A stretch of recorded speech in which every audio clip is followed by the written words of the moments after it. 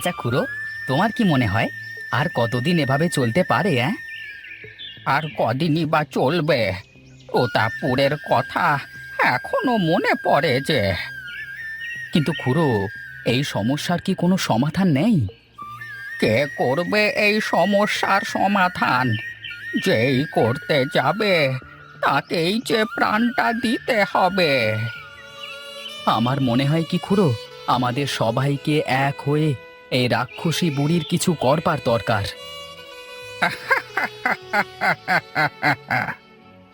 হাসো কেন খুড়ো? আমি আবার হাসির কি বললাম?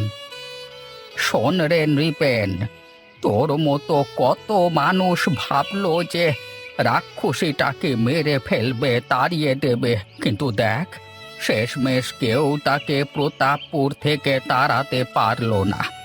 উল্টে কি হলো, গায়ের সব মানুষ গ্রাম ছাড়া হলো।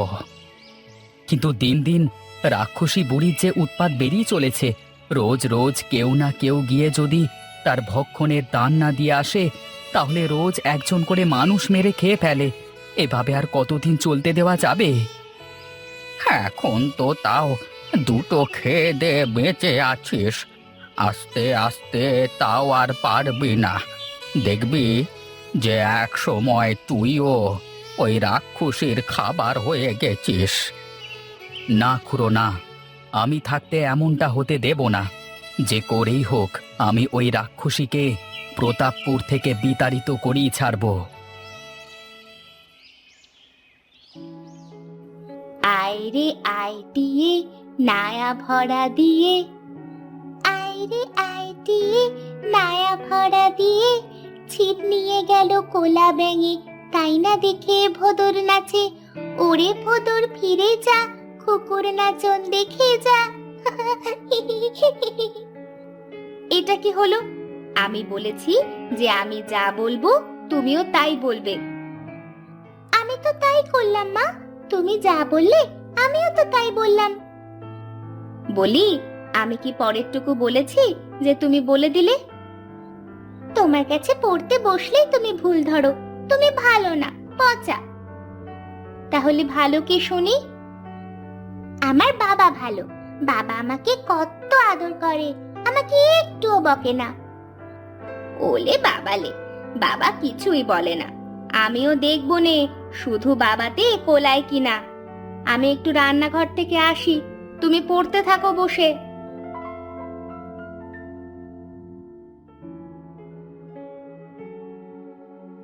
আমার লক্ষ্মী মা কি করে? দেখছো না পড়ছি, তুমি আমাকে বিরক্ত করো না তো, পড়া না হলে মা আবার মারবে কিন্তু। ইস, আমার মেয়েকে মারে এত বড় সাহস কার শুনি? জানো বাবা, তুমি বাড়িতে না থাকলে না মা আমাকে ধরে ধরে খালি মারে। আমার নামে কি নালিশ হচ্ছে শুনি? তুমি নাকি আমার মেয়েকে রোজ আমি যাওয়ার পরে মারো ধরে ধরে? কে বলেছে? তোমার মেয়ে বলেছে বুঝি? যা সত্যি তাই বলেছি, আমি কি কখনো মিথ্যা বলি বলো বাবা? না না, আমার মামনি তো মিথ্যে বলতে পারি না। আচ্ছা, তুমি তাহলে পড়ো, আমি গোসলটা করে এসে দুটো খেয়ে নি, তারপরে দুজনে একসাথে ঘুমাবো। ঠিক আছে বাবা।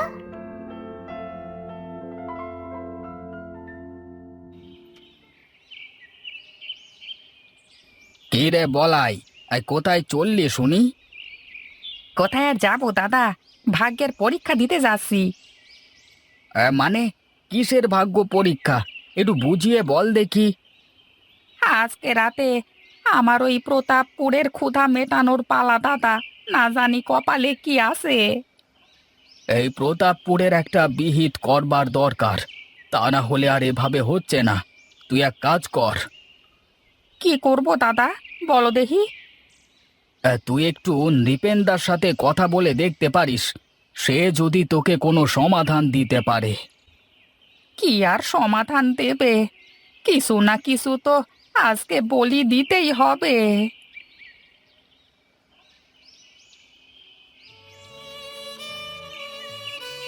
আরে বলাই যে, তুই হঠাৎ আমার বাড়িতে, তা কি মনে করে শুনি?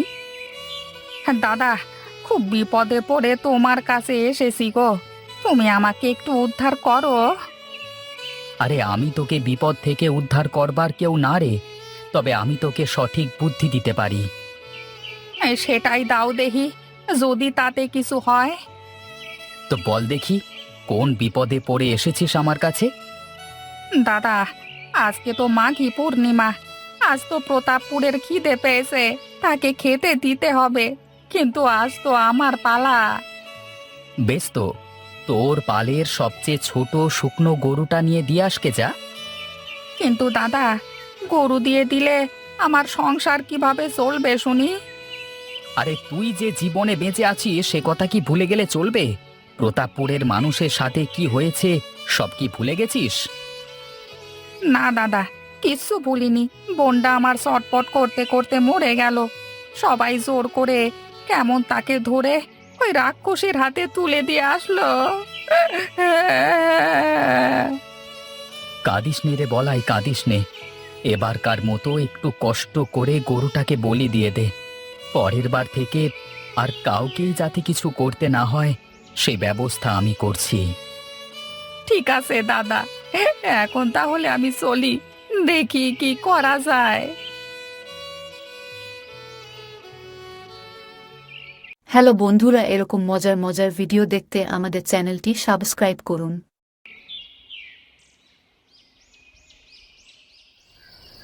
আজকে যেন এই মুরগির উপর দিয়েই চলে যায়, তা না হলে আমি শেষ। ওরে বাবারে, আজ যে কি আছে কপালে কে জানে। খাও মাও খাও, মানুষের গন্ধ পাও। কে তুই? আমার খাবার কোথায়? এবার তাহলে আমি চলি, তুমি খেয়ে দিয়ে শুয়ে পড়ো। খাও মাও খাও, মানুষের গন্ধ পাও। আমার খাবার কই? কই আমার খাবার? আমার খাবার কই? কে আসো? বাঁচাও, আমাকে বাঁচাও, আমাকে মেরে ফেললো, বাঁচাও।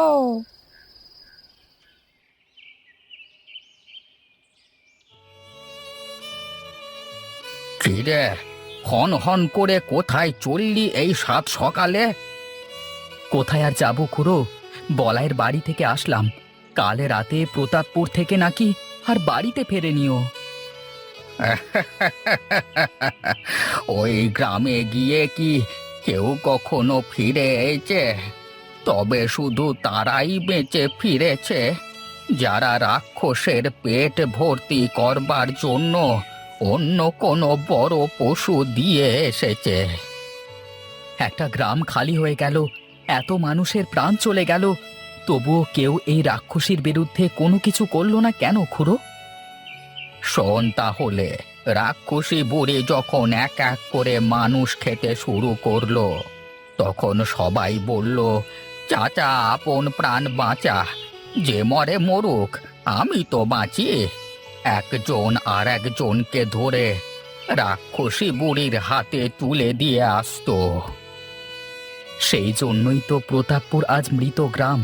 এক গায়ে ওই একটা রাক্ষসে বাড়ি ছাড়া আর কিছু চোখে পড়ে না। কিন্তু আমি ছাড়ছি না খুড়ো, আমি এই রাক্ষসী বুড়ির একটা বিহিত করেই ছাড়ব। কি করবি বল দেখি একটু আমাকে। সে বলবো বটে, কিন্তু তার আগে তোমাকে একটা কাজ করে দিতে হবে। তুমি আমাকে একটা বড় দড়ি আর একটা বড় কাস্তের ব্যবস্থা করে দেবে। কাস্তে না হয় আমি দেব, কিন্তু দড়ি কোথায় পাবো? দড়ির ব্যবস্থা আমি করে দেব। আর কি লাগবে বলো?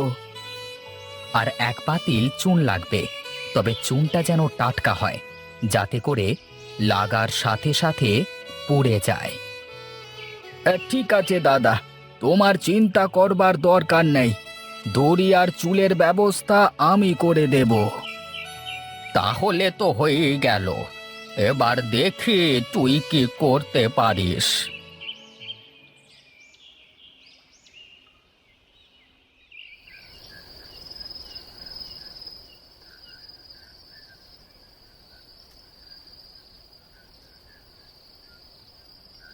এখানেই দাঁড়িয়ে পড়লে কেন দাদা?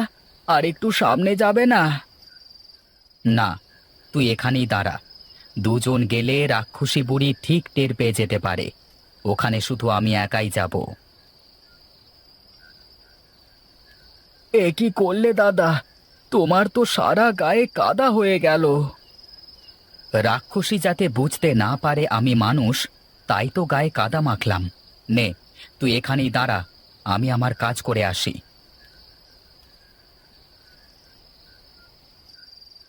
হাও মাও খাও, কেমন কেমন গন্ধ পাও, চিনতে নাহি পাও। হাও মাও খাও। খাও মাও খাও, রাক্ষসে গন্ধ পাও তো মাসির বাড়িতে যাও। আমি তোমার বোনপো মাসি। বেশ, তবে তোর মাথার চুল দেখাতো আমাকে। বেশ বেশ, এবার তাহলে তোর নখ দেখা দেখি। সত্যি তো, তুই তো আমার বোন পড়ে। আয়, ভিতরে আয়। মাসি, আমি তোমার জন্য এক পাতিল দই এনেছি। তুমি নাকি দই খেতে খুব ভালোবাসো। হ্যাঁ, ওই দেখি দে, আমার খুব খিদে পেয়েছে।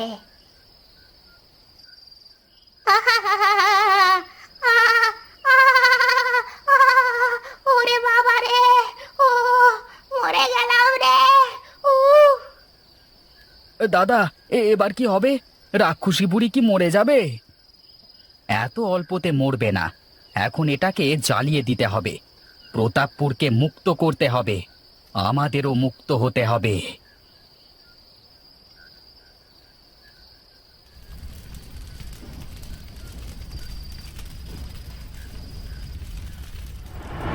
হ্যালো বন্ধুরা, এরকম মজার মজার ভিডিও দেখতে আমাদের চ্যানেলটি সাবস্ক্রাইব করুন।